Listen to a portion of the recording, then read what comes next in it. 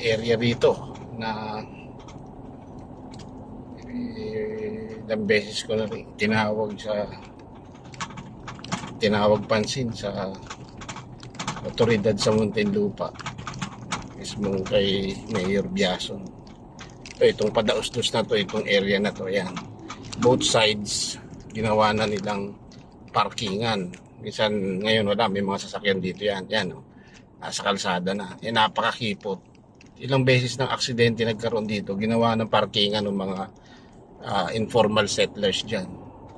Wala namang ginagawang aksyon ang mga otoridad para permanenteng mapagbawalan yung mga nagpa-park dyan ng sasakyan. Daus-dos at paahon, sumisikip yung kalsada. Ayun, ilang beses na nagkaroon ng aksidente dyan, wala pa rin. Samantala, nung natawagan natin pansin, naksyonan, tapos wala na.